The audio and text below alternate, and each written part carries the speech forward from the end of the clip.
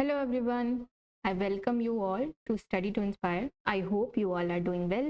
आप सब अपनी लाइफ में अच्छा कर रहे होंगे। तो गाइस, काफ़ी लंबे टाइम से ऑप्टोमेट्री की कोई भी वैकेंसी नहीं आ रही थी, ना कोई रिजल्ट आ रहा है, ना कहीं कुछ आ रहा है। तो हम भी शांत बैठे हुए थे, लेकिन बीच में एक वैकेंसी अभी आ गई, तो हमें इसके बारे में डिस्कस तो करना था। माफ़ी चाहती हूँ कि ये वैकेंसी 11 तारीख को ही आई, लेकिन मुझे वीडियो बनाने में काफ़ी लेट हो गया ड्यू टू पर्सनल रीज़न। लेकिन आज एक स्टूडेंट की क्वेरी आई थी रिगार्डिंग, उनको कुछ कन्फ्यूज़न थी एलिजिबिलिटी को लेके। तो आई होप कि आज मुझे वीडियो बना ही देना चाहिए, नहीं तो फिर 2-3 आएगी, फिर मुझे सबको अलग-अलग आंसर करना पड़ेगा। इससे अच्छा है मैं एक वीडियो बना के ही आप लोगों को पोस्ट कर देती हूँ, ताकि जिनका भी स्पेसिफिक डाउट है, जिनको भी इन्फॉर्मेशन नहीं मिली है और जो एलिजिबल हैं, वो इस वैकेंसी को भर पाएँ। देखिए गाइज़, ऑप्टोमेट्रिस्ट होने के नाते, और अगर आप डिप्लोमा किए हैं और आपके पास बीएससी है, अगर आप गवर्नमेंट जॉब चाहते हैं, सब नहीं चाहते, जो प्राइवेट में अच्छा कर रहे हैं, जो स्टोर्स ओपन करके बैठे हुए हैं, उन लोग का अच्छा चल रहा है, वेल एंड गुड। लेकिन जिनको भी गवर्नमेंट जॉब चाहिए और उनका ये क्लियर है कि उनको कोई ना कोई गवर्नमेंट जॉब लेनी है, तो मैं आपको यही एडवाइस करूँगी अपने एक्सपीरियंस से कि आपको क्या करना है। आपको बाकी जो भी वैकेंसीज़ आती हैं, उसमें कुछ स्पेसिफिक टाइम आपको मिल जाता है, और वो रेगुलर वैकेंसीज़ होती हैं जो कि हर साल आती हैं। लेकिन जो ऑप्टोमेट्री की वैकेंसी, माफ़ी चाहती हूँ कि मैं आप लोगों का टाइम थोड़ा ले रही हूँ। जिन लोगों को भी अगर नहीं इंटरेस्ट हो, तो आप वीडियो को स्किप करके आगे मूव कर सकते हो। तो हम बात कर रहे थे, जी हाँ, तो गाइडेंस ये है आपके लिए कि अगर आपको लेना है वैकेंसी, जो भी नए स्टूडेंट हैं, जो भी आगे के लिए टारगेट कर रहे हैं, अगर आपको गवर्नमेंट जॉब लेनी है, तो मेरी आपको लोगों को यही एडवाइस रहेगी कि आप वैकेंसी का वेट मत किया करिए प्रिपरेशन के लिए। और सिर्फ आपको ऑप्टोमेट्री ही तैयार नहीं करना है, बल्कि आपको जर्नल इन्फॉर्मेशन जो है, जनरल जीके जीएस है, उनकी भी आपकी बेसिक पकड़ होनी चाहिए, अगर आपको एग्ज़ाम में अच्छा नंबर सिक्योर करके लेना है। क्योंकि देखिए, वैकेंसी कम आती हैं, और जैसे जैसे साल बढ़ता है वैसे वैसे स्टूडेंट्स बढ़ते हैं, और वैकेंसी रेगुलर नहीं होती हैं, पोस्ट कम होती हैं। ऐसी इन सारी इनरेगुलरिटीज़ के साथ अगर आपको एक गवर्नमेंट जॉब लेनी है, तो आपको बहुत ही डिफरेंट तरीके से प्रिपेयर करना पड़ेगा। पहले तो आपको ओवरऑल अपना सिलेबस प्रिपेयर रखना पड़ेगा। एनी टाइम कभी भी कोई भी वैकेंसी आ सकती है, आप वैकेंसी के भरोसे नहीं बैठ सकते, आपको अपनी तैयारी रखनी पड़ेगी। दूसरा, आपको जीके जीएस भी तैयार रखना पड़ेगा। तब जाके अगर 1 महीने के अंदर आपको एग्ज़ाम देने को बोला जाएगा, तो आप अच्छा स्कोर करके आप एक गवर्नमेंट जॉब ले सकते हैं। क्योंकि देयर इज़ रेयर चांस कि कोई भी वैकेंसी आए और उसमें आपको 3 से 4 महीने का एग्ज़ामिनेशन का टाइम पीरियड मिल जाए प्रिपेयर करने के लिए। अगर आप लकी हैं तो आपको मिल जाएगा, वरना जो ये ईएसआईसी की वैकेंसीज़ हैं और एम्स की वैकेंसीज़ हैं, ये ज़्यादा टाइम नहीं देती हैं। तो अगर आपको आपका टारगेट क्लियर है कि आपको लेना है, तो प्लीज़ प्रिपेयर कीजिए, और तभी आप इन सारी वैकेंसीज़ का फ़ायदा उठा पाएँगे। और जो भी पिछले 6 महीने 1 साल से कोई भी एग्ज़ाम दे रहे थे, आपको ये गोल्डन अपॉर्च्युनिटी नहीं लूज़ करनी है। आप प्लीज़ इस एग्ज़ामिनेशन को भरिए और इसको दीजिए। आपके लिए गोल्डन अपॉर्च्युनिटी हो सकती है, क्योंकि अभी 1 डेढ़ साल पहले से अगर आप कोई एग्ज़ाम दिए हैं, प्रिपरेशन की है, तो आप बहुत अच्छा इसमें स्कोर कर सकते हैं 1 महीने के रिविज़न के बाद। ठीक है? तो चलिए, विदाउट डिले, थोड़ा बहुत मैंने आपको दे दी अपनी तरफ से गाइडेंस। अब हम इस एप्लीकेशन फॉर्म की बात करेंगे। तो देखिए, इस एप्लीकेशन फॉर्म में आपको एक बात जो ध्यान रखनी है कि इसकी लास्ट डेट 21 जुलाई है। तब तक आपको इस एग्जामिनेशन फॉर्म को विल कर देना है। 11 तारीख से ये जो फिलअप था वो स्टार्ट हुआ था, और 21 जुलाई इसकी लास्ट डेट है। और अब हम बात करेंगे कि इसका एग्ज़ाम कब कंडक्ट होने वाला है, साथ में ही डेट भी दी हुई। यही देखिए ब्यूटी होती है किसी भी एग्ज़ाम की, कि ज़्यादा स्टूडेंट को हौच-पौच नहीं करना पड़ता, वेट नहीं करना पड़ता। बहुत ही रिलैक्स माइंड से प्रिपरेशन करके एक गवर्नमेंट जॉब सिक्योर की जा सकती है। पे लेवल अच्छी है इसकी, तो please don't lose this opportunity. ठीक है? देखिए, सीबीटी होगा आपका एग्ज़ामिनेशन जो होगा, एडमिट कार्ड का भी हम बात करेंगे कब आएगा वो। सबसे पहले बात करते हैं कि एग्ज़ामिनेशन होगा कहते हो, तो सीबीटी होगा। सीबीटी का मतलब है कंप्यूटर बेस्ड टेस्ट, यानी कंप्यूटर पे आपका एग्ज़ाम होगा, पेन पेपर मोड नहीं होगा। तो इस बात को आपको ध्यान में रखना है। और एग्ज़ामिनेशन कब होगा? 25 से 26 अगस्त, ये दोनों डेट पे ही होगा। लेकिन ये डेट क्या होती हैं? टेंटेटिव होती हैं। टेंटेटिव का मतलब है कि इनको बदला जा सकता है, इसमें बदलाव संभव है। ठीक है? तो इस बात को आपने क्या करना है, ध्यान रखना है कि इसको बदला जा सकता है, इसमें बदलाव हो सकता है। अपडेट ऑफ स्किल टेस्ट, कुछ बच्चों का मुझे डाउट आता है कि मैम इसमें डिप्लोमा इसमें कंप्यूटर की नॉलेज लिखी हुई है, ऑप्टोमेट्री की वैकेंसी में लिखा होता है कि कंप्यूटर वर्किंग नॉलेज आपको होनी चाहिए, लेकिन वहाँ पे ये मेंशन नहीं किया गया है कि आपका किसी तरह का स्किल टेस्ट लिया जाएगा और किसी तरह का डिप्लोमा आपका होना चाहिए। वर्किंग नॉलेज अगर आपके पास नहीं भी है तो आप उस फॉर्म को भरिए, उसको दीजिए, और अगर वहाँ पे सिलेक्शन हो जाता है उसके बाद भी आप वर्किंग नॉलेज ले सकते हैं। 1-2 महीने की कंप्यूटर की स्किल आप कहीं से भी कर लीजिएगा, आपको हो जाएगी, नहीं तो आपको जॉब करते करते भी आ जाएगी। तो ये इसका कोई इशू नहीं बनाना है, इसको दिमाग में बस रख के चलना है कि हाँ मुझे कंप्यूटर पे काम करना पड़े तो मुझे कंप्यूटर सीखना होगा या फिर कंप्यूटर आना चाहिए थोड़ा बहुत। कोई डिप्लोमा, कोई डिग्री, किसी चीज़ की ज़रूरत नहीं है। तो ये डाउट मैंने सॉल्व कर दिया आपका। अब हम बात कर लेते हैं कि एप्लीकेशन का प्रोसेस क्या रहेगा। चलिए तो मूव करते हैं नीचे। देखिए यहाँ पे एप्लीकेशन प्रोसेस के बारे में बताया गया है कि आपका सबसे पहले तो यहाँ पे मैं बात करूँ कि देखिए इंट्रोडक्शन, सबसे पहले तो इस एग्ज़ाम को जान लीजिए कि कॉमन रिक्रूटमेंट एग्ज़ाम है क्या। तो यहाँ पे जो है वेरियस इंस्टीट्यूट आते हैं एम्स के पास, जितनी भी सेंट्रल गवर्नमेंट इंस्टीट्यूट हैं, बॉडी हैं और इंडिपेंडेंट ऑर्गेनाइजेशन है अंडर गवर्नमेंट ऑफ इंडिया के अंडर काम कर रहे हैं, वो सारे जिनमें भी वैकेंसीज पेंडिंग होती है वो एम्स के थ्रू क्या कराते हैं, इस एग्ज़ाम के थ्रू अपनी वैकेंसीज को फिल करते हैं। एक ही एग्जामिनेशन बॉडी होती है जो इन सारी वैकेंसी को इकट्ठा करके एग्ज़ाम कराती है। और किस तरह की होती है, ग्रुप बी होती है या तो ग्रुप सी होती है ये वैकेंसी, ठीक है। जो भी एम्स के बिहाफ में ये एग्जामिनेशन लिया जाता है, और यहाँ पे जो लिस्ट दी गई है आपको यही दी गई है, जितनी भी इंस्टीट्यूट इस एग्ज़ाम में अपनी वैकेंसीज दे रहे हैं उनके नाम यहाँ पे दिए हुए हैं। तो इतनी बेसिक इन्फॉर्मेशन आपको एग्ज़ाम की मिल गई। अब बात करते हैं एप्लीकेशन फॉर्म की। तो देखिए एप्लीकेशन फॉर्म का क्या प्रोसेस है। आपका जो एप्लीकेशन फॉर्म है वो ऑनलाइन मोड पे सारा का सारा जितना भी फिलअप होगा, सबमिशन होगा, वो सारा का सारा ऑनलाइन होगा। आपको ऑफलाइन मोड से, डाक से और इस सब चीज़ों से कुछ भी फिलअप नहीं करना है, और कोई भी करेक्शन जो आपको करना है वो ईमेल से और इन सारी चीज़ों से नहीं होगा। जो भी करेक्शन आपका करना है वो आप जो डेट दी हुई है उसके अकॉर्डिंग कर लीजिएगा, ठीक है। और आपको यहाँ पे मेंशन किया हुआ है कि जो भी डॉक्यूमेंट्स आप उस समय दे रहे हैं, जो भी आपका रजिस्ट्रेशन स्लिप है, ऑनलाइन एप्लीकेशन फॉर्म है, उसकी हार्ड कॉपी आपके पास फिजिकली फॉर्म में प्रेजेंट होनी चाहिए। Regarding registration will be treated as a null and void. अगर ये नहीं होता है आपके पास में तो आपका रजिस्ट्रेशन नहीं माना जाएगा। तो प्लीज़ आप उसका प्रिंट आउट निकाल के ज़रूर अपने पास रख लीजिएगा। नाउ अब हम बात कर लेते हैं जो स्पेसिफिक डाउट बच्चों को आ रहे हैं रिगार्डिंग की क्या एलिजिबिलिटी, क्या वैकेंसी की क्या रखी गई है। तो देखिए ध्यान से इस सेक्शन को आप पढ़ने की कोशिश करेंगे तो यहाँ पे लिखा हुआ है कि where all reported posts are grouped into several groups for the convenience of application to be enable them apply for the several institute where eligibility is similar by paying one examination fee। इसका कहने का मतलब है कि अगर आपको जितनी भी पोस्ट यहाँ पे दी गई हैं उसको एक स्पेसिफिक पोस्ट में रखा गया है, एक स्पेसिफिक ग्रुप में रखा गया है। अगर ऑप्टोमेट्रिस्ट की पोस्ट है तो जितनी भी ऑप्टोमेट्रिस्ट की पोस्ट है उसको एक स्पेसिफिक ग्रुप में बना दिया गया है। अब उस ग्रुप में जितनी भी फॉर्म आ रहे हैं उनकी सारी की एलिजिबिलिटी सेम नहीं है, अलग अलग भी है, ठीक है। यहाँ पे we all reported all post are grouped into several groups. जो एक पोस्ट है उसको सेवरल ग्रुप्स में बांट दिया गया and convenient for the applicant, आपके कन्वीनियंस के लिए, ताकि आप एक एग्जामिनेशन फॉर्म फिल करके उसी फी में सारे एग्जाम को दे पाएँ। आप अलग अलग फी में पेमेंट करेंगे तो फी भी बहुत ज़्यादा है, ठीक है। तो इसीलिए एक ग्रुप बना दिया गया, ऑप्टोमेट्रिस्ट की वैकेंसी का एक ग्रुप बन गया। अब जो है एम्स आपका अलग एलिजिबिलिटी मांग रहा है और बाकी इंस्टीट्यूट अलग एलिजिबिलिटी मांग रहे हैं। जैसे ईएसआई आपकी वैकेंसी है तो ईएसआई क्या मांग रही है, डिप्लोमा मांग रही है। एम्स क्या मांग रहा है, बीएससी मांग रहा है। तो जितने भी ग्रुप्स हैं, देखिए यहाँ पे लिखा हुआ है कि applicant apply under different group have to fill separate application for each group. लेकिन आपका ग्रुप तो एक ही है।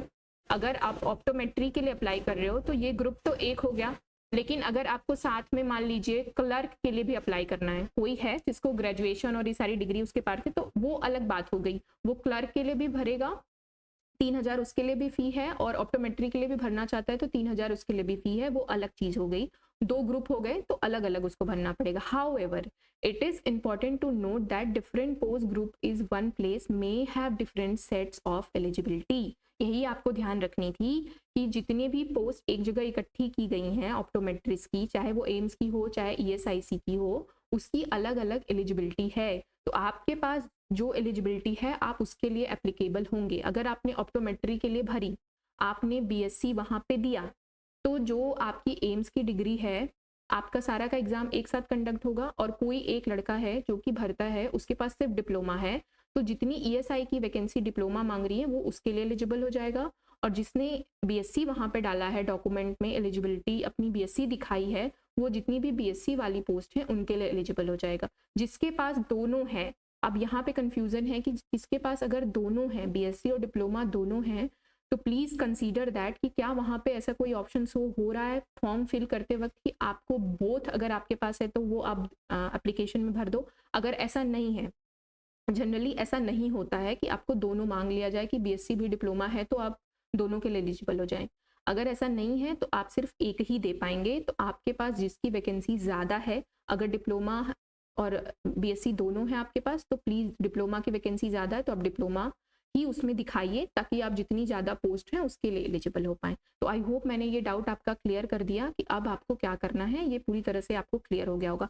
बाकी जो अभी हम पोस्ट देखेंगे उसके साथ जो भी एसेंशियल क्वालिफिकेशन है उनको इन डिटेल हम देखेंगे। ये हमने बात कर ली। अब बात कर लेते हैं एज रिलैक्सेशन की। तो देखिए, एज रिलैक्सेशन जो है आपका, वो आपको जो मिल रहा है वो अलग अलग तरीके से मिल रहा है। जितनी भी आपकी पोस्ट है एसटी की, एससी की, उसके लिए 5 साल है, ओबीसी की 3 साल है और पीडब्ल्यू की 10 ईयर है। और अगर वो जॉब जो है ग्रुप सी की है तो उसके लिए अलग से आपको एलिजिबिलिटी यहाँ पे दिखाई गई है, जो कि ओपीसी को 3 साल की मिल रही है और जो है अनरिजर्व कैटेगरी को भी 3 साल की मिल रही है, 4 साल के ऊपर, और यहाँ पे 43 साल के ऊपर। ठीक है, चलो अब हम बात कर लेते हैं और कि हमें क्या बात करना था, सर्टिफिकेशन। यस, सर्टिफिकेट के बारे में हम बात करते हैं। देखिए, बहुत ही इंपॉर्टेंट चीज़ है। यहाँ पे बहुत सारे लोगों को ये एग्ज़ाम देने और रिजल्ट आने के बाद ये पता चलता है कि उन्होंने इस चीज़ को ध्यान ही नहीं रखा। तो यहाँ पे मैं थोड़ा लेंदी होगी ये वीडियो, तो प्लीज़ पेशेंस रखिएगा, क्योंकि अच्छे से अगर आप फॉर्म नहीं भरेंगे तो आपकी सारी मेहनत बेकार जाएगी। तो प्लीज़ 164 पन्ने थे, इसमें पूरा पढ़ के मैं आपको ये वीडियो बना रही हूँ, तो प्लीज़ मेरी मेहनत को भी थोड़ा रिस्पेक्ट दीजिएगा और इस वीडियो को पूरा देखिएगा। ये आपके लिए ज़रूरी है अगर आप इसके लिए इंटरेस्टेड हैं तो। ठीक है, तो अब बात करते हैं सर्टिफिकेट की। तो देखिए, सर्टिफिकेट का क्या है गाइस, सर्टिफिकेट में यहाँ मेंशन कर रहा है कि जो भी आपकी ओबीसी कैटेगरी है, क्रीमी लेयर हो चाहे नॉन क्रीमी लेयर हो, दोनों के लिए जो आपका सर्टिफिकेट है वो कैसा होना चाहिए। 1 मिनट, सॉरी, यस मैं आपको यहाँ दिखाती हूँ। जो भी सर्टिफिकेट है वो आपका होना चाहिए फाइनेंशियल ईयर का। फाइनेंशियल ईयर यानी फाइनेंशियल ईयर आपका क्या है, जो भी सर्टिफिकेट है वो इशू हुआ होना चाहिए 1 April 2025 to last date of application 31 July 2025। यानी इसके बीच 1 अप्रैल 2025 से लेके 31 जुलाई 2025 का जो आपका अगर कोई भी सर्टिफिकेट होगा तो भी वो मान्य होगा। If applicant does not have OBC non creamy layer certificate valid for the financial year, अगर आपके पास आप OBC हैं, नॉन क्रीमी लेयर हैं, लेकिन आपके पास फाइनेंशियल ईयर का सर्टिफिकेट नहीं है, तो आप क्या कर सकते हो, एक एक्नॉलेजमेंट स्लिप, यानी कि आप जो उसके रिन्यूअल के लिए डाल रहे हो, आप उसके रिन्यूअल के लिए जो भी एप्लीकेशन डाल रहे हो उसको साथ में अटैच करके आपको पुराना वाला अपलोड करना पड़ेगा। और जब भी आपसे मांगा जाएगा तो आप नया सर्टिफिकेट ही वहाँ पे प्रस्तुत करेंगे। ये क्लियर कट दिया गया है। अगर आपने ये नहीं किया, आपने पुराना वाला ही रखा, नए के लिए अप्लाई नहीं किया, और आपका जब सिलेक्शन हो गया आप पुराना वाला दिखाएंगे, तो वो आपका एग्जाम जो पूरा फॉर्म है, पूरा आपका सिलेक्शन है, वो रिजेक्ट हो जाएगा। तो इस बात को ध्यान रखिएगा। आपके पास पुराना है तो प्लीज़ आप अप्लाई कर लीजिए। 2 से 3 दिन में, अगर ज़्यादा से ज़्यादा 5 से 6 दिन लगते हैं, बन के आ जाएगा। उसके बाद ही आप इस फॉर्म को अप्लाई करिएगा तो बेहतर रहेगा। अगर आपके पास पुराना है तो नए वाले के लिए जो अप्लाई कर रहे हैं उसको भी साथ में अटैच करके आप वहाँ पे डालिएगा। ठीक है, ये क्लियर कर दिया। यही सेम जो है ईडब्ल्यूएस के लिए भी है। वैसे तो ईडब्ल्यूएस की कोई वैकेंसी ही नहीं है, ऑप्टोमेट्री में एक भी वैकेंसी नहीं दी गई है आपकी। जो भी है ज़्यादातर ओबीसी और अनरिजर्व जनरल के लिए है। तो देखिए, अगर ईडब्ल्यूएस हैं तो उनके लिए भी सेम जो है 25-26 का जो फाइनेंशियल ईयर है उसका ही होना चाहिए, इशू होना चाहिए, पुराना नहीं चलेगा यहाँ पे।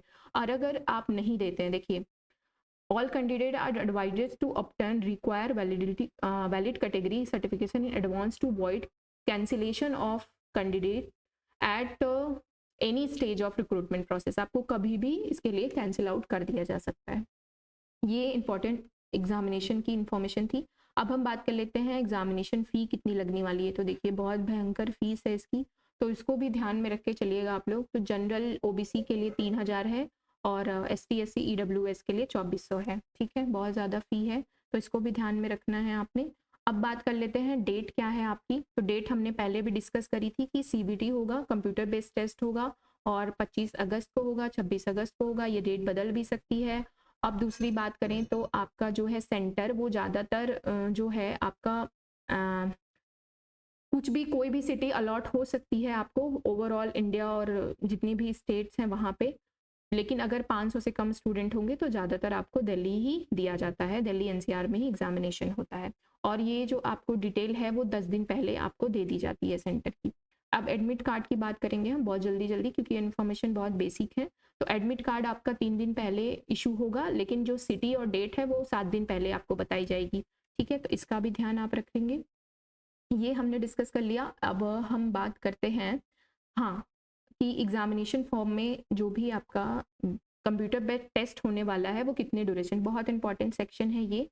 तो देखिए सबसे पहले तो जो आपका टेस्ट होगा उसकी ड्यूरेशन होगी 90 मिनट। ठीक, अब हम बात करते हैं क्वेश्चन की। तो 100 MCQ होंगे, 400 मार्क्स, यानी कि एक क्वेश्चन 4 नंबर का हो गया आपका, जिसमें से कि 20 क्वेश्चन जो होंगे वो जनरल नॉलेज, एप्टीट्यूड और कंप्यूटर नॉलेज के होंगे और 80 क्वेश्चन जो होगा वो आपके डोमेन रिस्पेक्टिव ग्रुप से होगा, यानी ऑप्टोमेट्री से होगा आपका 80 क्वेश्चन। 20 क्वेश्चन कहाँ से होगा, जनरल अवेयरनेस से होगा। देखिए इसीलिए मैं कहती हूँ कि ये एग्जामिनेशन बहुत अच्छा है, इसलिए क्योंकि इसमें ज़्यादा आपको प्रेफरेंस तो दी जा रही है वो आपके सब्जेक्ट को दी जा रही है। तो अगर आपकी यहाँ पे पकड़ अच्छी है तो आप अच्छा स्कोर कर सकते हैं और 20 नंबर आपके बेस्ड ऑन लक, वहाँ पे भी आप अपनी लक को आजमा के नंबर गेन कर सकते हैं। सबसे इंपॉर्टेंट सेक्शन है सेक्शन नंबर 4। देखिए यहाँ पे जो बात किया जा रहा है कि each section will appear 1 by 1 during the 90 minute, यानी जो आपका एक सेक्शन है जनरल नॉलेज का वो पहले अपीयर होगा, फिर उसके बाद दूसरा सेक्शन अपीयर होगा। 90 मिनट में आपको सेक्शन बाय सेक्शन दिया जाएगा एंड एक टाइम पे आप एक ही सेक्शन को अटेम्प्ट कर सकते हैं।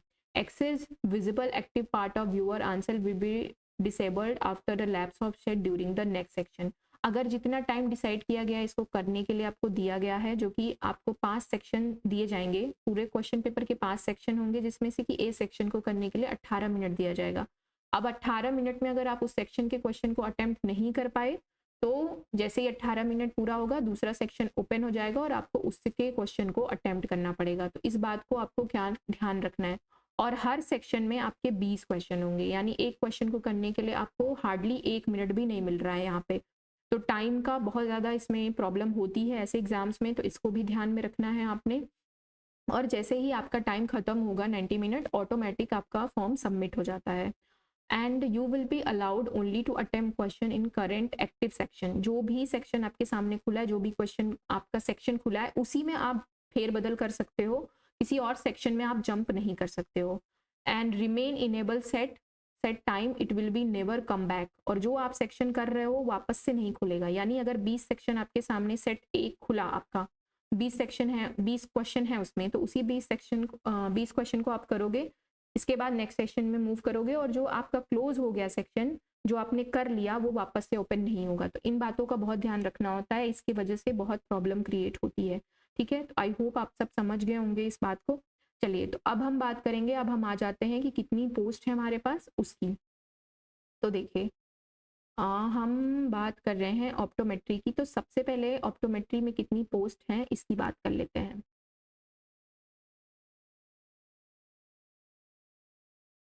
देखिए अब आपके हम 45 नंबर पे आ गए और यहाँ पे डेमोन्स्ट्रेटर यानी ऑप्टोमेट्री और ऑप्टोमेट्रिस्ट ये करके दिया हुआ है। सबसे पहला जो सेक्शन नंबर 1 है उसमें पोस्ट नेम जो है वो डेमोन्स्ट्रेटर करके दिया हुआ है ऑप्टोमेट्री।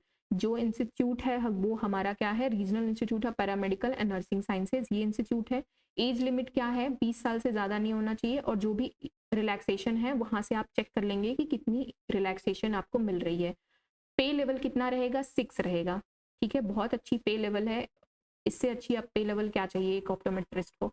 तो देखिए इसेंशियल क्वालिफिकेशन, यानी इसेंशियल का मतलब है कि ये जरूरी है, इसेंशियल क्या है, BSc in optometry, bachelor in optometry. अब आप अपना, जितने भी लोग यहाँ पे कंफ्यूज होते हैं, प्लीज़ ध्यान से सुनिएगा कि आपका जो भी सर्टिफिकेट है उसको निकालिए और वहाँ पे चेक कीजिए कि क्या लिखा हुआ है, बीएससी इन ऑप्टोमेट्री लिखा है यानी, या फिर बैचलर इन ऑप्टोमेट्री लिखा है, इन दोनों में से क्या लिखा है। अगर इन दोनों में से कोई एक आपके पास है और वो भी रिकॉग्नाइज इंस्टीट्यूट से, कोई भी प्राइवेट इंस्टीट्यूट नहीं चलेगा, वो इंस्टीट्यूट गवर्नमेंट द्वारा रिकॉग्नाइज होना चाहिए, यूजीसी द्वारा रिकॉग्नाइज होना चाहिए।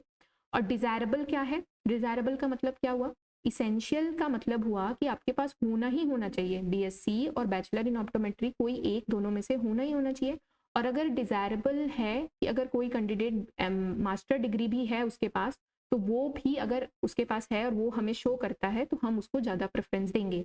यानी यहाँ पे आपको फ़ायदा कैसे मिलेगा, मान लीजिए 2 स्टूडेंट हैं और दोनों ने सेम स्कोर किया। चलिए हम थोड़ा सा, मैं आपको और अच्छे से बताने की कोशिश करती हूँ। ओके, तो हम बात कर लेते हैं कि सेम स्टूडेंट है, एक स्टूडेंट ए है और एक स्टूडेंट बी है, दोनों ने सेम लेवल का स्कोर किया। तो अगर स्टूडेंट बी के पास एमएससी की डिग्री होगी यानी मास्टर डिग्री होगी, तो इंस्टीट्यूट उसको क्या करेगा, उसको ही सेलेक्ट करेगा, आपको सेलेक्ट नहीं करेगा। ठीक है, इसीलिए कहते हैं कि डिजायरेबल है, पर इसेंशियल एग्जाम देने के लिए क्या चाहिए, दोनों को ही, बीएससी इन ऑप्टोमेट्री या फिर बैचलर इन ऑप्टोमेट्री, दोनों ही चाहिए। आई होप यहाँ पे मैंने बहुत अच्छे से क्लियर कर दिया होगा। अब देखिए यहाँ पे जो सेकंड है, ऑप्टोमेट्रिस्ट का कोर्स नेम क्या है, ऑप्टोमेट्रिस्ट है, जो कि एम्स भटिंडा यहाँ से निकली हुई है। ये इसके लिए क्या चाहिए, 21 मिनिमम एज और मैक्सिमम 35, पे लेवल यहाँ पे भी 6 है। अब यहाँ पे चेक करिए, BSc in ophthalmic technician, optometry नहीं मांग रहा, याद रखिएगा, बैचलर भी नहीं मांग रहा, BSc in ophthalmic technician BSc होना चाहिए। तो आपके जो भी आपके पास डॉक्यूमेंट है आपका बीएससी का, प्लीज चेक कीजिए वहां पे क्या लिखा हुआ है, बीएससी इन ऑप्थेल्मिक टेक्नीशियन लिखा हुआ है, then you are eligible for this vacancy. अब वो भी रिलेवेंट होना चाहिए, इक्विवेलेंट होना चाहिए, रिकॉग्नाइज इंस्टीट्यूट होना चाहिए, आपकी यूनिवर्सिटी होनी चाहिए। एंड दूसरा जो है वो 5 साल का आपका एक्सपीरियंस होना चाहिए। और 5 साल का एक्सपीरियंस कब तक, 31 जुलाई जो लास्ट डेट है आपका फॉर्म भरने तक, वहां तक आपका 5 साल का एक्सपीरियंस कंप्लीट आपके पास होना चाहिए। वो आपके पास जो एक्सपीरियंस सर्टिफिकेट है वो इस डेट तक 5 साल हो जाने हुए होने चाहिए। तो ये आपको क्लियर कर दिया मैंने। तीसरा जो है वो सेम है, यहाँ पे भी 21 से 35 साल है और पे लेवल 6 है, और बीएससी इन ऑप्थेल्मिक टेक्नीशियन, तो ये आप इसके लिए एलिजिबल हो सकते हैं जिनके पास भी बीएससी है। अब जिनके पास भी बैचलर इन ऑप्टोमेट्री था वो यहाँ के लिए एलिजिबल थे, और जिनके पास भी बीएससी इन ऑप्थेल्मिक टेक्नीशियन है वो एम्स के लिए एलिजिबल है। अब हम बात कर लेते हैं चौथी वैकेंसी, जो कि ईएसआईसी आंध्र प्रदेश की तरफ से है। तो ईएसआईसी क्या है, ये बॉडी जो मांग रही है एलिजिबिलिटी आपको, वो 32 मांग रही है जो मैक्सिमम डेट है, और रिलैक्सेशन आपको 37 तक दे रही है।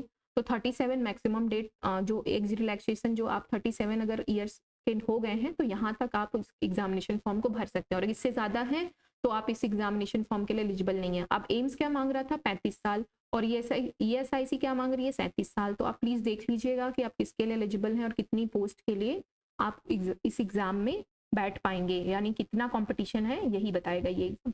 चलिए, लेवल 6 क्या है, लेवल 5 का होगा, इसमें पे लेवल ज़्यादा था आपका, इसमें सैलरी ज़्यादा मिलेगी, इसमें थोड़ी कम मिलेगी। पे लेवल है कि इसका, ठीक है, 29 जो हज़ार पे मैट्रिक्स होता है वही, मतलब 45,000 के करीब, 45 से 50,000 सैलरी आपकी बनेगी यहाँ से। और इसमें क्या बनेगी, इसमें 50,000 से अब जाएगी। नाउ अब हम बात कर लेते हैं कि इसकी क्वालिफिकेशन क्या है। तो 10+2 है यहाँ पे, higher secondary from a recognised board with the diploma in optometry, sorry. तो जो भी आपका 10+2 होना चाहिए, और आपका क्या होना चाहिए, रिकॉग्नाइज बोर्ड होना चाहिए, ठीक है, ये भी प्राइवेट नहीं होना चाहिए, रिकॉग्नाइज बोर्ड से हुआ होना चाहिए 10+2 आपका, and diploma in optometry and orthoptics. तो प्लीज आप अपने सर्टिफिकेट पे उठाइए और देखिए कि वहाँ क्या लिखा गया है, डिप्लोमा इन ऑप्टोमेट्री लिखा है या फिर डिप्लोमा इन ऑर्थोप्टिक लिखा है, डिप्लोमा इन ऑप्टोमेट्री टेक्नीशियन लिखा है तो भी चलेगा। तो ये जो है ये डिप्लोमा मांगा जा रहा है यहाँ पे, तो आपके पास जो है डिप्लोमा सर्टिफिकेट अगर है तो इसके लिए आप एलिजिबल हो जाते हैं। Should have working knowledge of computer, और वर्किंग नॉलेज ऑफ कंप्यूटर भी यहाँ पे आपके पास होना चाहिए। अब हम बात कर लेते हैं यही ईएसआई की जितनी भी वैकेंसीज हैं उनके लिए सेम तरह की जो है रिक्वायरमेंट मांगी गई है, तो प्लीज़ यहाँ पे कोई कंफ्यूजन आपको नहीं रखना है। देखिए जितनी भी हैं वो सब सेम है ईएसआई की, ये भी ईएसआईसी की वैकेंसी है, ये भी ईएसआईसी दिल्ली की है, ये ईएसआईसी गुजरात की है एंड हिमाचल प्रदेश की है। तो इन सब के लिए एक ही एग्ज़ाम होगा और इन सब के लिए डिप्लोमा वाले एलिजिबल हैं। तो अगर आपके पास डिप्लोमा है तो आप इसके लिए एलिजिबल हैं। सारी चीज़ें सेम है, यहाँ पे कोई आपको यहाँ पे कंफ्यूजन नहीं होना चाहिए। कुल हम मुझे लगता है 32 वैकेंसीज होंगी, 30 से 32 वैकेंसीज यहाँ पे हैं। चलिए अब हम फाइनल राउंड में जाते हैं, तो हमको देखना है कि कितनी वैकेंसी हैं, ये एक बार हम चेक कर लेते हैं और किसके किसके लिए हैं, तो यहाँ से आपको थोड़ी और बेहतर क्लैरिटी मिल जाएगी। नाउ अब हम बात करेंगे कि कितनी वैकेंसी हैं। देखिए जो आपकी डेमोन्स्ट्रेटर वाली जो नर्सिंग इंस्टीट्यूट ने वैकेंसी निकाली थी उसमें उनके पास ओबीसी की एक है और एससी की एक है, यानी टोटल 2 वैकेंसी है। यहाँ पे ना ईडब्ल्यूएस के लिए है ना फिर जनरल के लिए है। तो ये भी ध्यान में रखना है आपको कि जो अप्लाई कर रहे हैं आप कैटेगरी देख लीजिएगा कि आप उस कैटेगरी में आते भी हैं या नहीं। तो यहाँ पे जितनी भी देखो वैकेंसी है वो ईडब्ल्यूएस के लिए एक भी वैकेंसी नहीं है। जितनी भी इंस्टीट्यूट है ईडब्ल्यूएस के लिए एक भी वैकेंसी नहीं है। तो यहाँ पे ईडब्ल्यूएस कैटेगरी वालों को कोई भी फायदा नहीं मिल पाएगा। और दूसरा जो सबसे कम है वो एसटी वालों के लिए, यहाँ पे भी पूरा सेक्शन खाली है एसटी वालों के लिए। यहाँ सिर्फ एक वैकेंसी दिख रही है मुझे, ईएसआईसी राजस्थान में एक वैकेंसी दिख रही है। तो इसी तरह आप इसको चेक कर सकते हैं। ये पीडीएफ मैं आपको सेंड कर दूंगी अपने व्हाट्सएप ग्रुप में, अगर आपने वहाँ पे ज्वाइन नहीं किया तो वहाँ पे आप ज्वाइन कर सकते हैं, वहाँ पे आपको ये मिल जाएगी। लास्ट इन्फॉर्मेशन जो एक मैंने मिस कर दी है लगता है मुझे, वो मैं आपके साथ डिस्कस कर लेती हूँ। बाकी आप खुद से ये पीडीएफ अच्छे से रीड कर लीजिएगा फॉर्म को फिल करने से पहले। जी हाँ, तो एक इन्फॉर्मेशन जो मुझे आपसे बात करनी थी वो ये है कि एग्जामिनेशन फॉर्म की लैंग्वेज क्या रहेगी। मुझे बहुत सारे डाउट इसके भी रिसीव होते हैं, तो जाते जाते मैं इसको भी क्लियर कर देती हूँ। देखिए अब हम आ जाते हैं एग्जामिनेशन फॉर्म।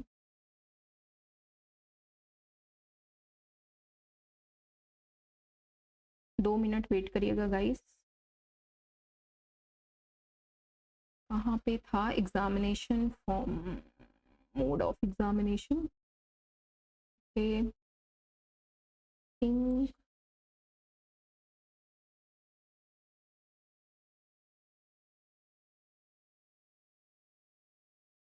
यस। तो यहाँ पे हमने जो बात करनी थी आपसे जो कि इम्पोर्टेंट इन्फॉर्मेशन थी और वो छूट गई थी। देखिए जितने भी कैंडिडेट हैं टेक्नीशियन, उनको फॉर्म फिल किया उन्होंने टेक्नीशियन के लिए, तो उनसे क्या मांगी जा रही है चीज़, वो क्या,